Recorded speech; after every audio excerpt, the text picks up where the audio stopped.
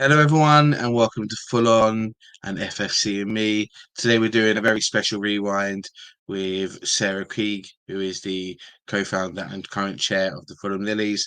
It's a great interview with Sarah. I'm really pleased to get this rewind back out again. I really urge everyone to go and watch the documentary that came out on Sky Sports on Monday after the game of Brentford about the Lillies and other female fans around the country. It's a great watch, and they deserve all the attention they're getting. I've had them on the show on FFC&Me a few times to talk about the importance of women in the game and championing them as much as they need to be. And Sarah is a great interview with that. She's a passionate Fulham fan. She absolutely loves the club, and you can tell she's very, very, very knowledgeable about the club. And she has some really interesting top threes. So I hope you guys enjoyed this interview with Sarah. Just a reminder, it was recorded beginning of last season, so some of the information might be slightly out of date on it. But however, it is absolutely amazing, and it's still very much worth to watch. Enjoy the interview. Hi, Sarah. How are you doing? Hi, Ash. Yeah, I'm doing good, thank you. How's you today? Oh, very good. I'm very happy to have you on. It's important that we sort of talk about the Fulham Lillies and especially the representation of women, not just at Fulham, but in football as a whole. Um, Tell us a bit about yourself. How long you've been a Fulham fan, who you are, where you're from? So I've been supporting Fulham for 45 years. So I originally started going late 70s with my granddad. I was born in Hillingdon and spent a lot of time living in and around West London. And now I live in Leeds. I've been in Leeds for the last 17 years. So, how does that work getting down for match days? And we spoke about this off air. I see you quite regularly because we sit near each other in the Hammersmith end. But how does that work for you, sort of getting to games? Because I see you at pretty much every game, so you do manage to make them. So, how I'm, does that I'm work for actually you? I'm actually quite fortunate because the trains from Leeds to London, they're every half an hour, and if you book far enough in advance, they're actually not too expensive. They're not too bad.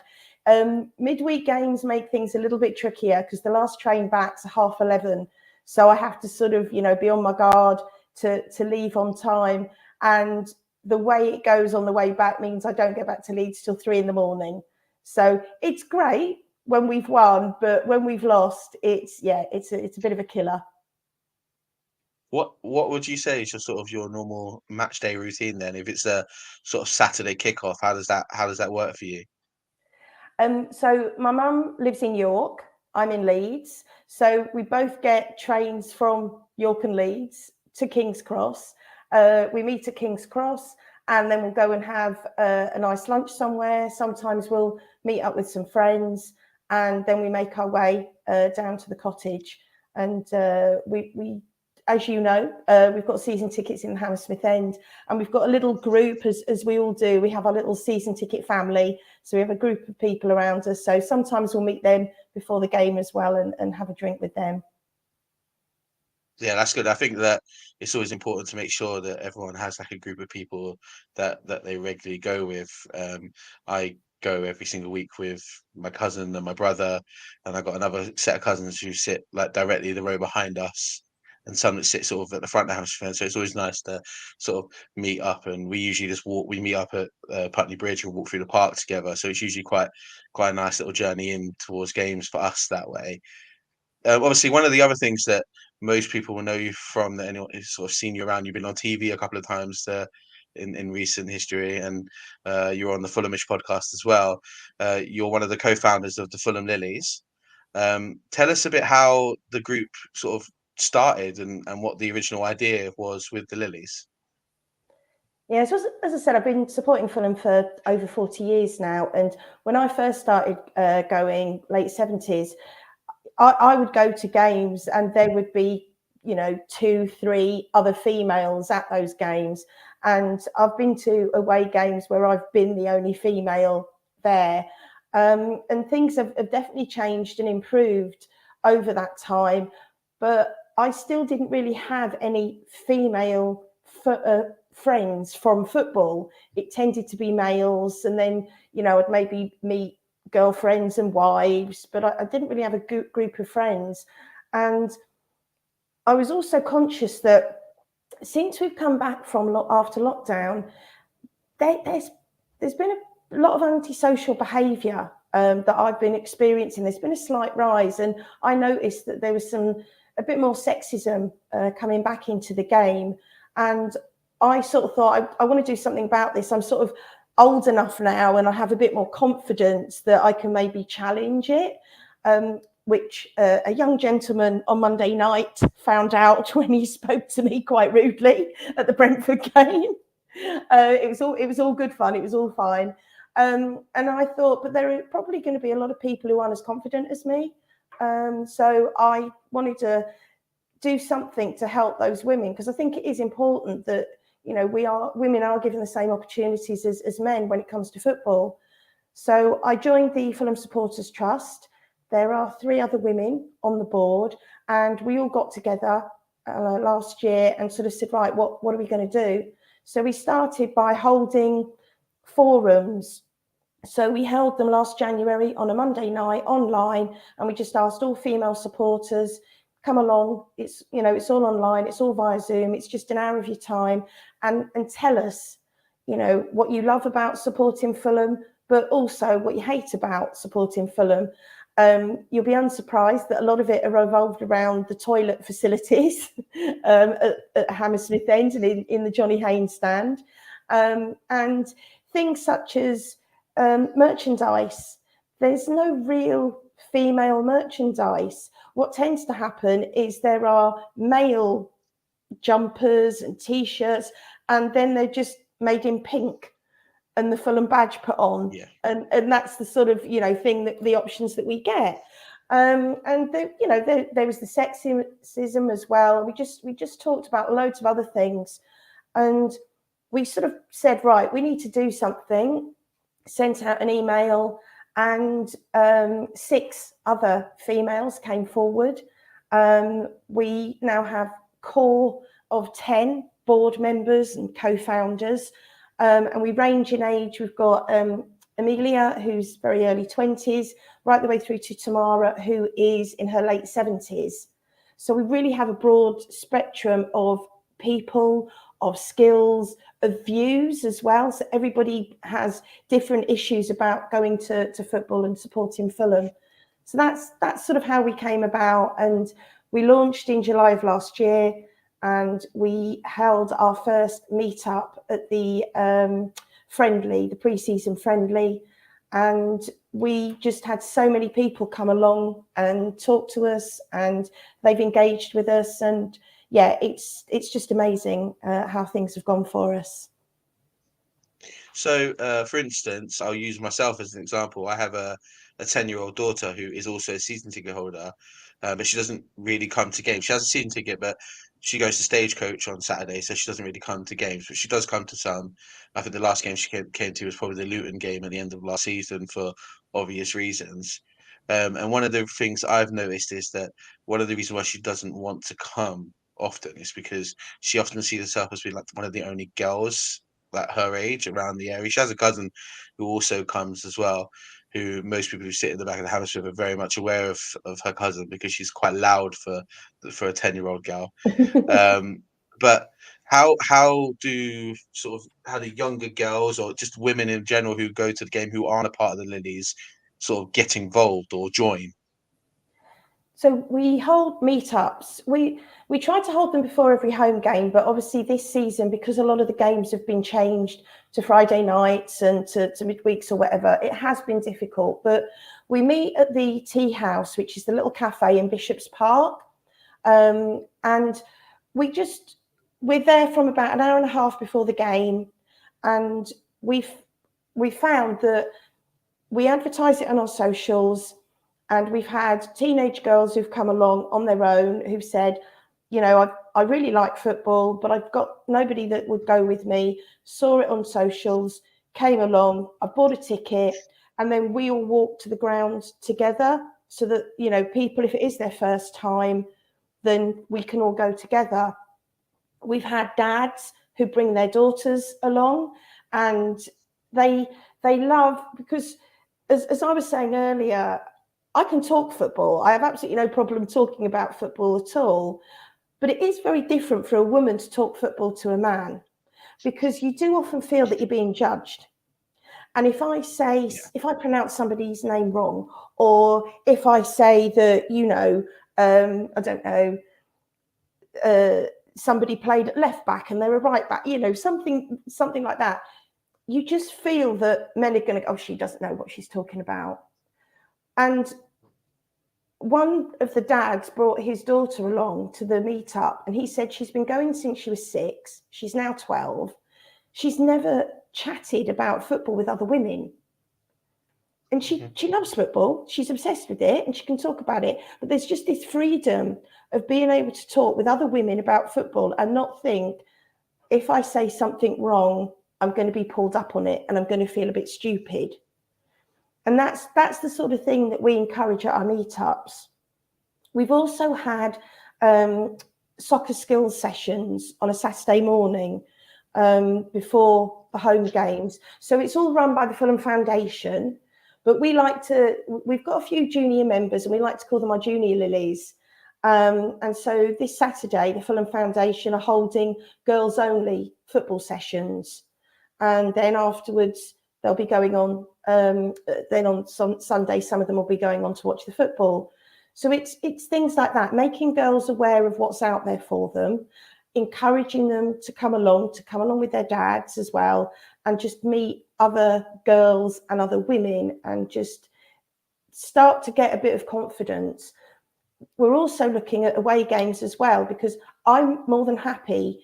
Living in Leeds, I have to go to away games on my own because there aren't that many people living in Leeds that support Fulham. So we're looking at next season of arranging away days. So we find safe pubs that are female friendly, away supporter friendly, and we'll say, right, we're going to be here, and you bring along your kids, and your women can come on their own as well, knowing that they can then sit in the ground with a group of other women and feel safe. Yeah, I think it's important. I think a bit of a backstory on myself. My mum and dad got divorced when I was quite young. My dad used to take me to football, but when I was 8, he moved away, so he stopped being able to take me to football. So I had an elderly aunt. I say elderly, I felt like she's been old forever, but I don't. But She's probably quite young, but who she looked old to you. yeah. Who started taking me to football every single week, because she went to football every single week. She's been a Fulham fan her whole life, and she used to tell us the same stories that you're saying about. But when she was talking about going to football in like the 60s and the 70s, but she would go to away games and she'd be the only female there, or she'll go to home games and be the only woman in the section that she used to sit in. So we grew up of her being her who took us to football, and she was probably the most passionate Fulham fan I know. Probably half the reason why my family are as passionate about the club as they are, why I have enough passion that I would create a show like this, is because of her. So women in football it's always been extremely important to me.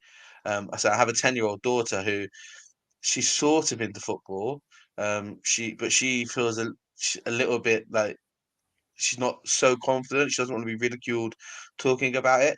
In saying that, she's also overly confident that she'll go into school, and we live in Croydon, so she's the only Fulham fan who goes to her school, and she'll argue for days about stuff football-wise with the boys, and she doesn't really care. But um, there's a levels of confidence that she sort of, you have to go up. And I think one of the important things that we've had this year is obviously the women's team have played a game at Craven Cottage, and we went to that. We took a cousin who's also sort of semi into football, who's slightly older than her, but she doesn't have a football club at all, but she sort of likes football, and obviously trying to take some of the inspiration that the England ladies team obviously created this summer by winning the Euros, and sort of try push a passion into them to love it. Like, I'm never going to push my kids into being a Fulham fan or to love football, but it'd be great if they did, because I know some of the rewards of it. So, I've never really sort of I come in it a little bit more open-minded. I know there's some people do, in the sense that I'm never going to ridicule someone or challenge somebody because they're a woman, but I know it happens and I've seen it happen. So I'm never not going to argue that it doesn't happen. And I know there's a lot of people that have sort of, as you say, prejudgments that if you make a small mistake about something, it's not because you've just made a small mistake about something. It's because you're a woman and you don't know anything, which is completely false and unfair, because we all do it. We all make mistakes when we talk about certain things. So I think it's important that the group sort of exists and that you're trying to push the importance in it. Um, what are your sort of? I know that International Women's Day has just gone, and there's obviously some stuff that this will be going out in a couple of weeks, but we pre the Arsenal game, and I know that there's a lot going on for the Arsenal game. We're trying to push through certain incentives to sort of with her game too, and everything. What are some of the important things that you as a group are trying to do in sort of in the next couple of months or sort of the rest of this season to push sort of the involvement of women at Fulham or just in football in general? I mean, we're really highlighting the Fulham women's team. We're doing a lot that we can to really support them. The group was set up, and we sort of have two aims. The first aim is female supporters for the men's team and making sure that they feel safe and that they can attend. And then the next bit is to encourage more people to go and watch and support the women's team. They are amateurs, so Mary Southgate, who's our captain, she's a lifelong Fulham fan. She's a PE teacher. And the other members of the team, some of them are students, some of them are unemployed. They all have jobs, and it's just really showing girls like your daughter that you can play football, you can have a job as well, and there's so many benefits, as you know, from being part of the Fulham family, and we just want to really encourage more. So we've got a lot of events we've been working with for International Women's Day, and then the Fulham itself, they've actually set up their own women's forum for women who work at Fulham.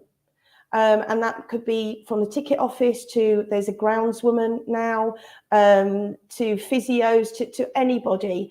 And we want to work with them as well, because we don't just want to encourage people to support the men's team and support the women's team, but it's also to consider a career within football. It doesn't necessarily have to be with Fulham. It'd be great if it did, but it's just to sort of show that there is a lot more to football. And we found out through doing our stuff through the Fulham Lillies that there are so many pathways. One of our Lillies, Lydia, she works for the BBC, and she's a journalist, and she started off writing a blog post for Hammy End. And now she's got a fantastic job and doing a job she loves, working around sport for the BBC. We've got people who sort of do lots of sales and marketing, and they create newsletters for us. We've got two Lauras, Laura Radford and Laura Main. Laura Main, we call her our head of merch. So anytime we had different ideas about merchandise, we sort of go to her, and because of her connection, she researches it for us. So yeah, there's lots of different skills that we've got, and we just want to show people that what is available to them within football. I think, as you say, it's exceptionally important that girls know that there is sort of that they're valued. It's in every level of sort of football. We as a football club have obviously had a massive history of having of women's football. Obviously, we were the first professional women's team in Europe, and unfortunately, sort of that we let that sort of diminish and disappear, because we had some great history. I sort of remember my auntie Frida was a massive supporter of the women's team when we first sort of started, and they were big, and she took us to loads of their games, especially the FA Cup finals and a lot of their league games. She should often sort of travel on a Sunday after watching Fulham play on a Saturday to go watch the women team play. And she raved about those players. She loved watching them play. And I know that when they sort of went down a few divisions and the funding was taken out and they disappeared, that she was actually quite upset. She was quite angry at the football club they let that happen. And one of the things that I've sort of seen this year is that my daughter's taken a bit of an interest in the Fulham women's team this year, and she sort of Brilliant. we've only managed to make it to the one game that was at the Craven Cottage because Motspur Park's not the easiest place for us to get to on a Sunday, but she absolutely loves Mary Southgate. I think it's because Mary is also a massive Fulham fan, and she spotted Mary a few times at Fulham games or walking through the park after the games and sort of pointed her out to me. So I know that she's taken a massive interest. And after going to the game this year, I think like for about 3 weeks, all I heard about was like Tessa Allen and Mary and Edie Kelly and all that. So she was really transfixed on it, and was sort of trying to sort of knock into that so that she stays passionate about it is sort of important to me. And I think it's also important that when you look at, as you say, women working in football, to know that, you know, there are women who work in football, men's football and women's football, sort of see that it's not, women are welcome and that they want to be pushed. Obviously, there's loads of work left to be done, and there's loads of work to sort of keep Yeah. making sure that um, the people feel that they're included. But I think one of the things is that I'm hoping that, and I hope you guys have found this, that Fulham as a club are quite sort of open to it, because you'd hope that especially we as a club that should be proud of the fact that we had the first professional women's football team in Europe, that we would be sort of pioneers in pushing women in the game of sort of all levels. Have you found that, or has it been sort of some work trying to push it on? The club have been really great. They've been very supportive of us. And in April last year, Hayley, Tamara, Sue, and I, we presented to the board, to the Fulham board, our findings. So the things that we had found from the forums that we'd held, the feedback that we had, our own experiences, and we have got another meeting in April of this year to sort of see where we've come. So over the last few weeks, we've sort of looked back and to see what have we achieved and what have we done. And, one of them was the creation of the Fulham Lillies, which has happened, and it's gone really well, working with the Fulham Foundation. And we always, on our sort of hit list, was we wanted Rachel Yankee to receive a Forever Fulham award, because, she did, as we were just saying, Mohammed Al Fayed was so forward thinking when he created the first professional women's team in Europe. But the problem Yeah. was no other team did it. So Fulham were playing against semi-professional and amateur teams, and we were winning everything, and we were getting the best players, and it was great, but there was no real competition. And the FA had said, they promised that, yeah, we'll provide the funding, we'll provide the support. That didn't happen either, and as you said, it sadly drifted away. But at that time, we had some amazing players playing for us, and Rachel Yankee to us, because of the work that she's done since leaving football. She does kids' TV programs. So one of our board members, Rach, she's got, I'm going to get it wrong, but I think Seb and Matt, they're about 6 and 9. I'm going to get their ages wrong and be in trouble with them, I know. But they know Rachel from a TV program, a kids' TV program that she does. So they're excited. Us older fans are excited. And just to see somebody with that stature and people thinking, oh, she played for Fulham, and England and that, it's really great for us. So the club have been so supportive. We've still got a long way to go about various things, but they're very much come to us, and if we can do it, we'll do it. What are your sort of your hope if say like we had another episode of this in a year's time from today?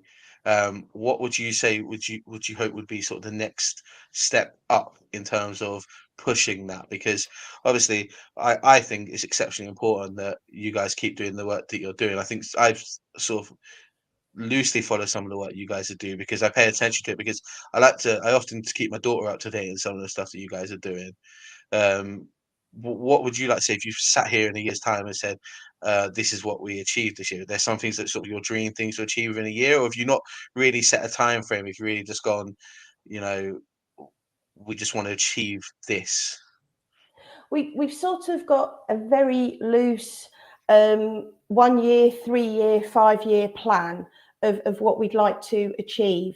And I think over the next year, we want to hold more meetups. So people, come and meet up with us before the game. We want to do more of the junior Lily stuff. So get Yeah. more people, more girls involved in the soccer skills camps and that sort of thing. We want to do some fundraising because we're aware that and I can't remember who it was, but Leah was it Leah Williamson? I saw an interview yesterday, and one of the England team was saying that she was very lucky because her mum and dad both worked, they both had cars, so they were able to drive her around to different places. But if you're a single mum living in London, chances are you don't have a car. So unless you can take your child to a training session that's either in walking distance or by bus or by tube, you're not going to be able to drive out to Surrey, on a Tuesday night to take your kids. So it's just, we want to raise funds so we can provide scholarships so girls from, backgrounds where it's not easily accessible to them can have access to football. But then also at the other end of the scale, in regards to supporters, we did something last year. Tamara started an initiative with Age UK. And for the Huddersfield game last February, we had 12 women who are, possibly widowed, live on their own.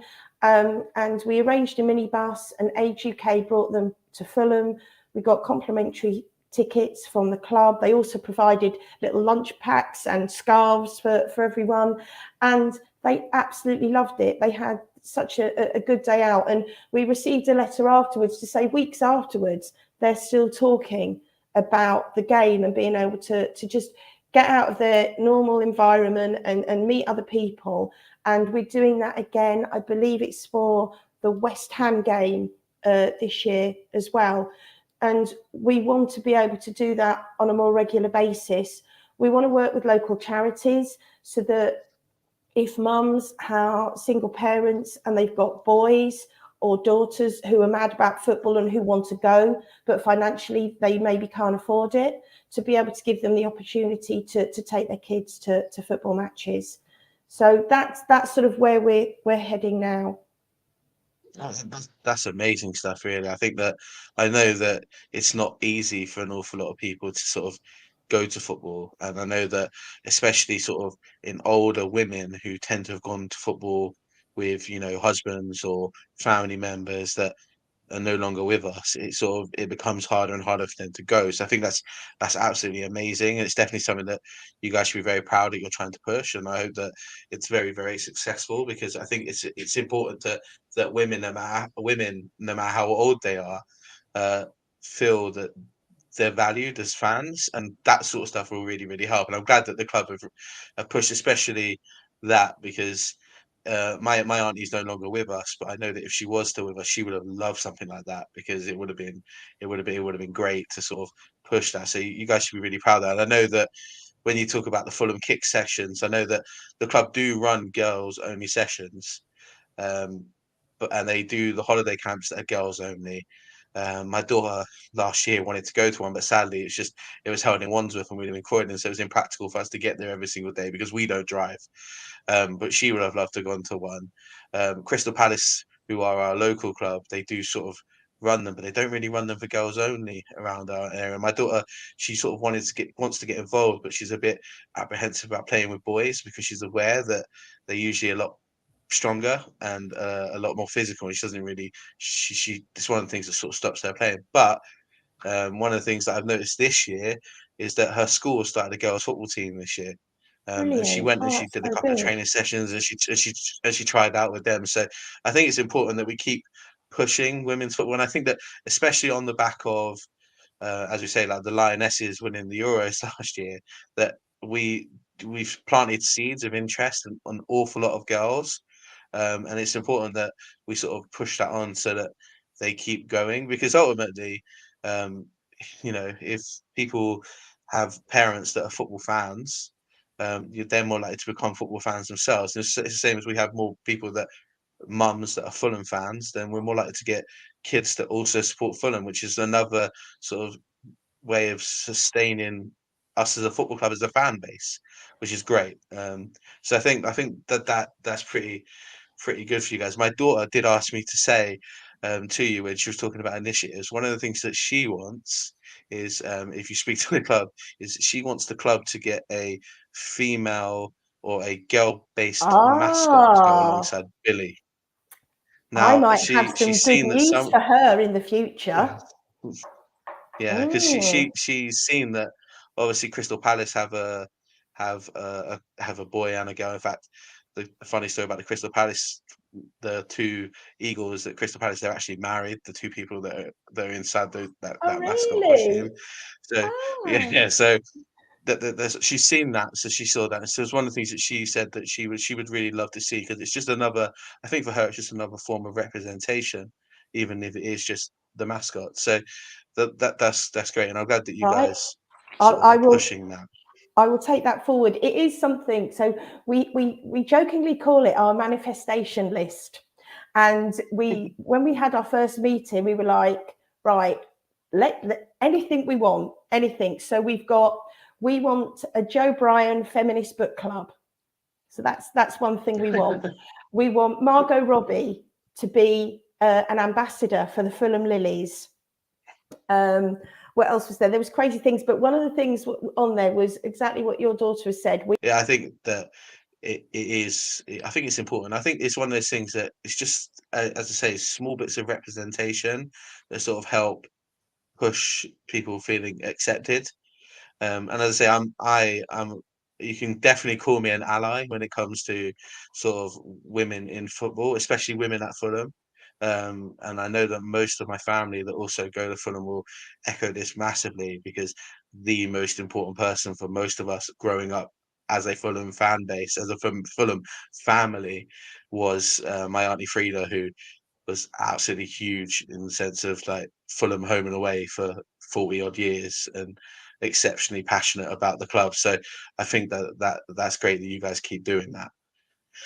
And for us, it's so important for us to have our male allies. We've sort of said all along, whilst we say we're a female supporters group, we've always said that we're a female supporters group with male allies because it is really important. And we were quite overwhelmed. We've had so many amazing messages from dads who have started to take their daughters because they think, yeah, girls do go to football and they can do. And then we get the message afterwards going, she wanted food, she wanted a shirt, she wanted a Billy Badger. So, it's very expensive, but it's definitely worth it. Yeah, I think that one of the important things that you have mentioned, obviously, was the merchandising and how sort of sometimes it's a it's ungirl friendly.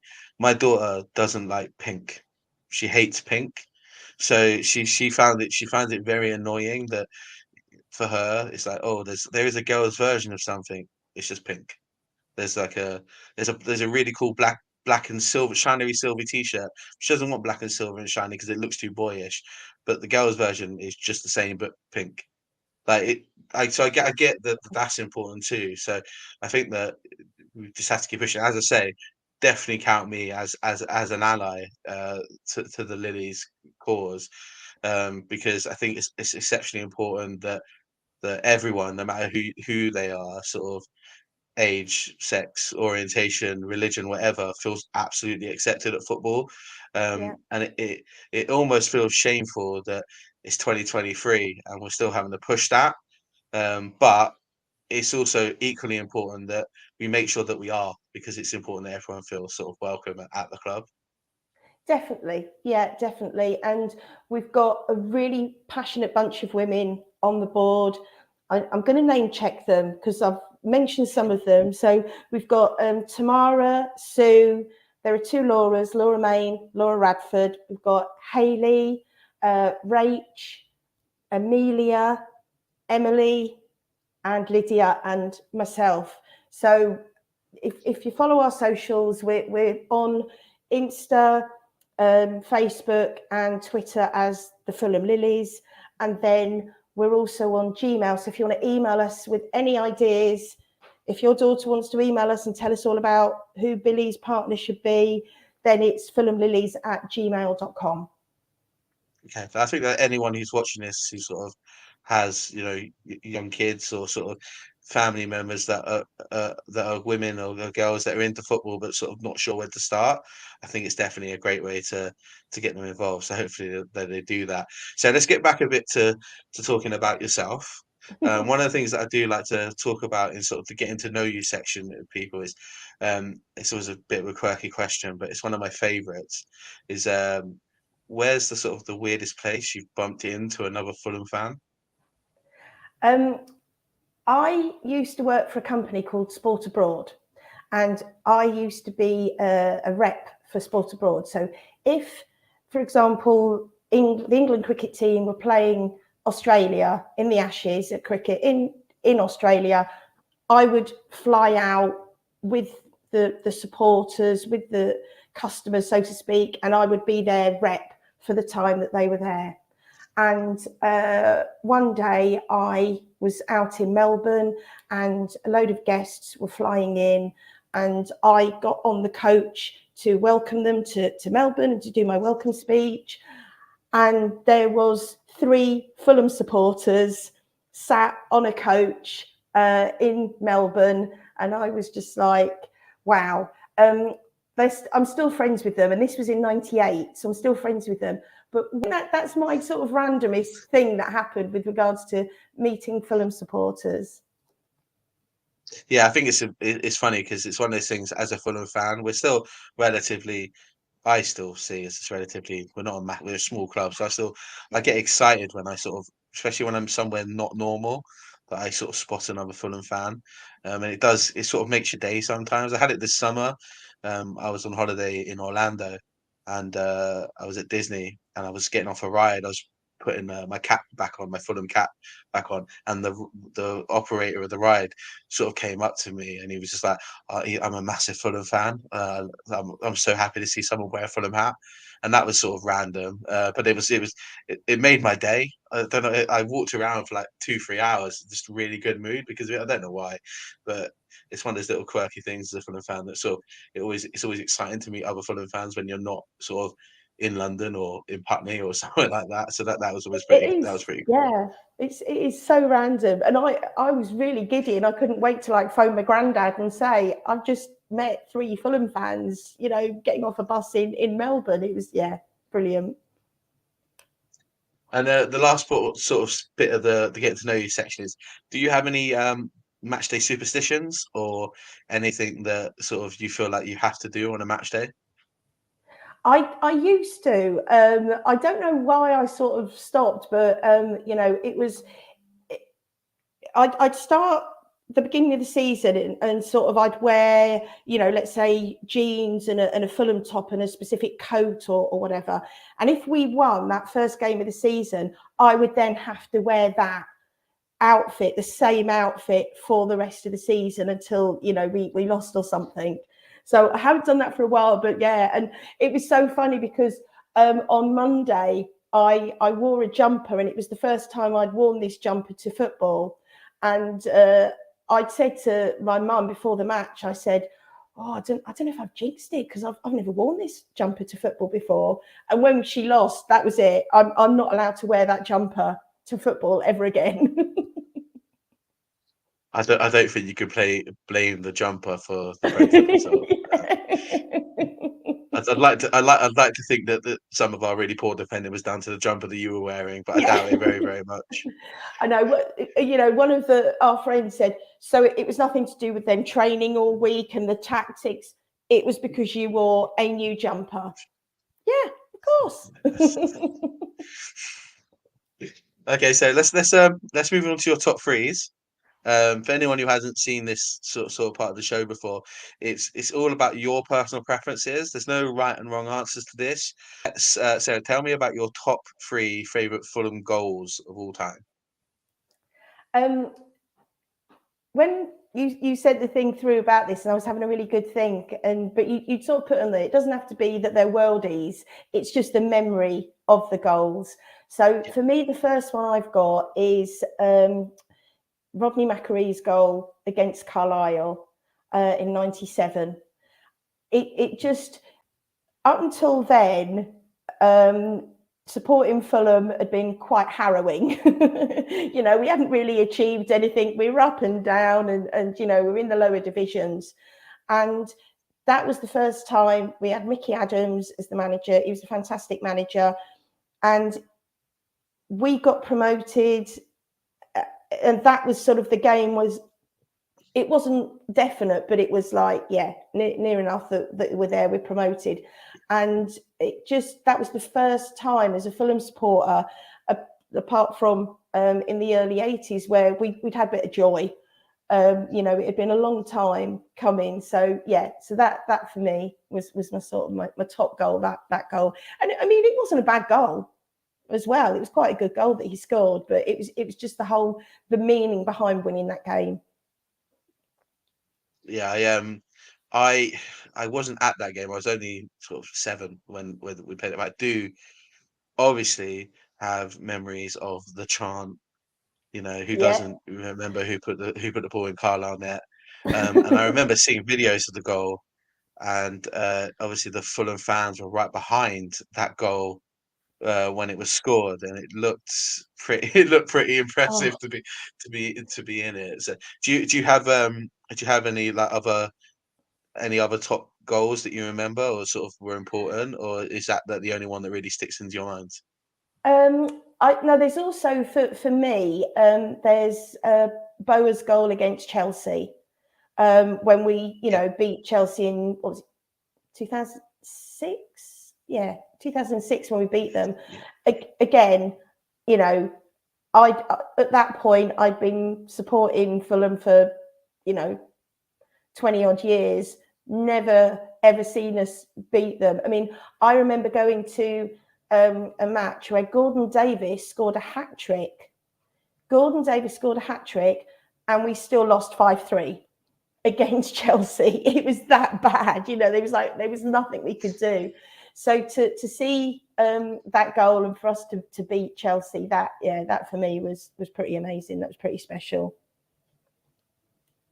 Yeah, that Boa goal was I'd only just started. I was in secondary school, and my secondary school was in Putney, but I was still the only Fulham fan in my year, and everyone felt around me like everyone was either Chelsea or Man United, and the joy to walk into school with that was pretty the bragging impressive. rights. It's all about the bragging rights, isn't it? We'll move on to the next section. So what are your top 3 favorite kits of all time? You sort of if you had a collection of only 3 shirts, they would be the 3 that you would own. Well, I'm actually going to show you, because this is an original as well, but this is my all-time favourite, and this is from the 92-93 season, and this was our away shirt that season. So you can see sort of the blue, the sleeves. I loved it. It's always been my favourite. I rarely buy the shirts, going back to what we were saying earlier, because they very much are built for males. So you either have to get them really big and baggy, or they're very expensive and they get changed every year. But that one I've got and I managed to keep. So yeah, that's sort of my favourite. There's also the 1982 home shirt as well. because that was when we got promotion that season, from the 3rd up to the 2nd division, and that was a really nice shirt, sort of very sort of retro looking. And then for my third choice, I'm going to cheat a bit. My third choice is the white wall at Wembley, because just seeing that white, I know not everyone was wearing a white kit. There were lots of white T-shirts and whatever, but that white wall at Wembley, yeah, that was good. Yeah, that blue shirt, obviously you've just shown me. I did own it as a kid. It's one of the things that, obviously, one of the saddest things about being my age, as someone who does sort of, I do like having a good foot. I do collect some Fulham shirts. Is that I did own all of these shirts, but in kid sizes. So there's nobody wants a 5-year-old size shirt. So that blue one, I had that, loved that blue kit.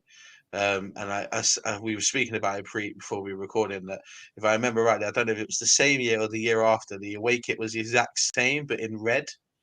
Had the same sort of double red arm, and it was, I loved that kit too. And the year before, we had a yellow away kit that I think became the third kit, the year that this blue shirt was on. They were like my first Fulham shirts. And I vividly remember them. So I think they're great choices. Again, they're personal preferences to you, and I can see that you, obviously, by showing us that shirt, you take great pride in that blue shirt. So that's why it's so important that people sort of love certain things. Sarah, what are your top 3 favourite Fulham games? The first one is a bit random because we lost, and we lost quite heavily. It was when we lost 10-0 to Liverpool. I went with my granddad and one of my oldest friends, Julian, who still sits in the hammy end. We've been friends since we were 8. And we, bunked off school, drove up to Liverpool. And it was the first time that we'd been to, a proper football ground, a real proper stadium, and Liverpool as well. It was just absolutely amazing. And I remember, because it was terracing then, we were doing the conga. There was Fulham supporters doing the conga. We were singing "Brucey, give us a goal, Brucey, Brucey, give us a goal." As it was just a real party atmosphere, and we didn't care really. We knew we weren't going to win.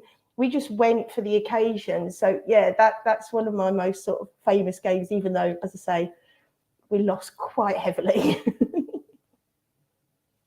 It's funny you should say that, because actually one of my favourite games that I went to was also against Liverpool. And it was the first time I went to a Premier League stadium, is when we played them in the League Cup, when we lost 4-1, when Paul Pescalino scored. Oh, that amazing goal.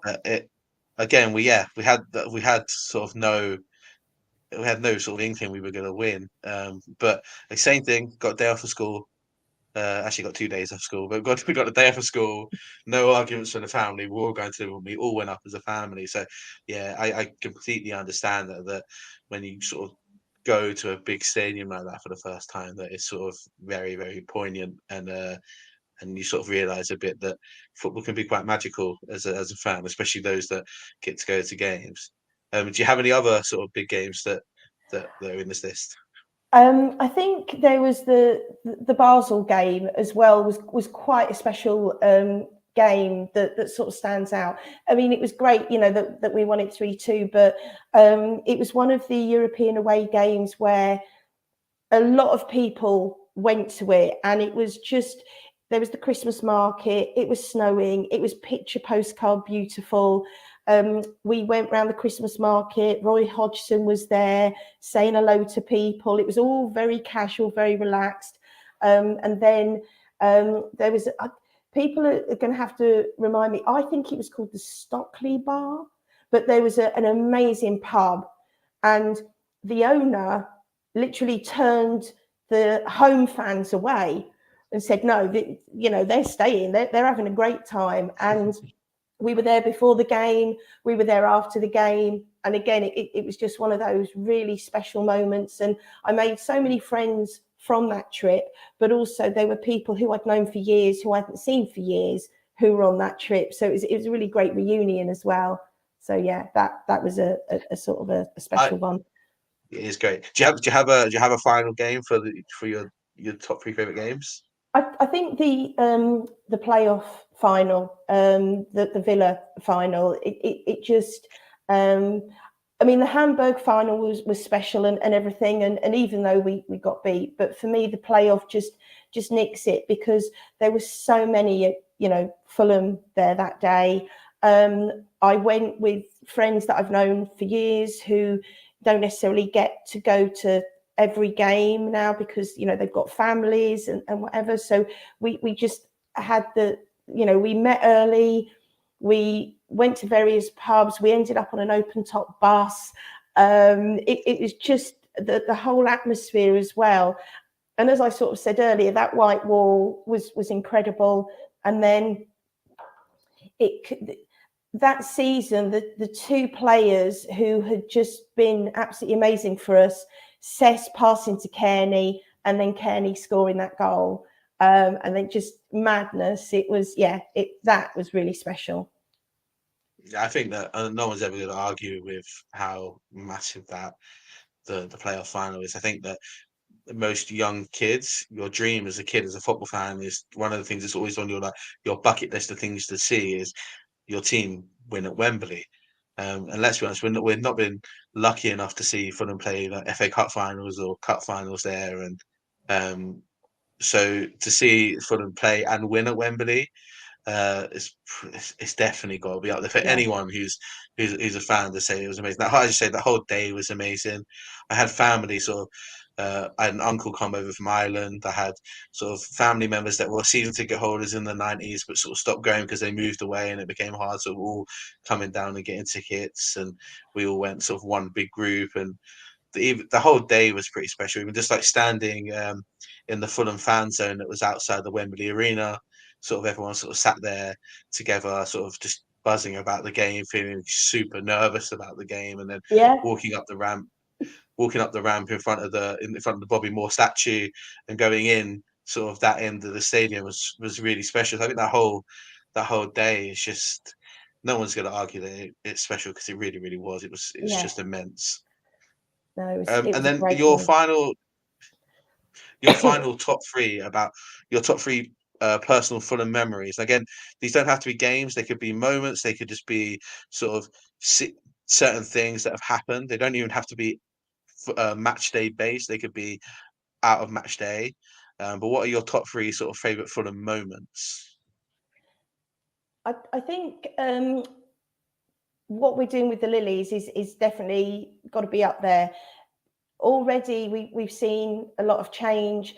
We've been having conversations with people through our socials who have asked us questions when we, well, why is that sexist? And, why can't I sing that? What's wrong with me doing that and saying that? But they've been open enough, and we've educated them, and we've seen a change in people's opinions. And just the amazing bunch of women that are on the board of the Lillies, we're absolutely fantastic. We all do this as volunteers. It's all in our own time, and we give up so much time to it.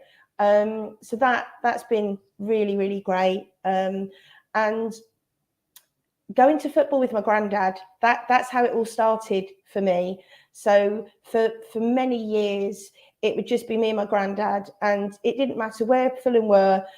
Every Saturday during the football season, we went to football together. So driving to Carlisle, driving back from Hartlepool after we got beat on New Year's Eve, just having those memories of being in the car with him for hours, hearing about Jimmy Hill and Johnny Haynes and George Cohen and, all of the other, the old players, just hearing about it from him, that's pretty special. And I think for a lot of people, the 90 minutes of football really it's not what they go to football for. It's to spend time with family. It's to spend time with friends. And that, it is really, really special to be able to do that. Yeah, I agree. I think, as you just say, that often I've been to some terrible games of football, being a Fulham fan. Anyone who's been a Fulham fan, especially anyone who was, I would say, lucky enough to be a Fulham fan in the early 90s, will attest that they've been to some terrible games of football. So to be able to agree that sort of it's more than the 90 minutes, it's the accumulation of sort of meeting up with family and friends, and the results are sort of by the by almost, is sort of exceptionally important. And on that last one, do you have a final Fulham moment? You gave us two. Do you have a final Fulham moment or sort of memory that's sort of really important? This is going to be very random and very bizarre, but on my 40th birthday, we played Stoke away, and Chris Baird scored 2 goals. And we beat Stoke 2-0. And it's the 28th of December, so it was absolutely freezing. The weather was appalling. But I bumped into some friends who'd gone to the match. And then we just went out and had the most bizarre night we came back to Leeds and they stayed at mine, and we just had this bizarre night out to celebrate it. So that was the best 40th birthday present that Chris Baird could have given me, those 2 random goals. He even did it in a really hideous green and gold football kit as well, which is amazing. It's one of those games that I think if you were there, if you're one of the lucky people to be in that way, and seeing Berdinho score those couple of crackers was absolutely special. And obviously, it's the 19 of calling him Berdinho, isn't it? It's where that all came from. Yeah. Those sticks.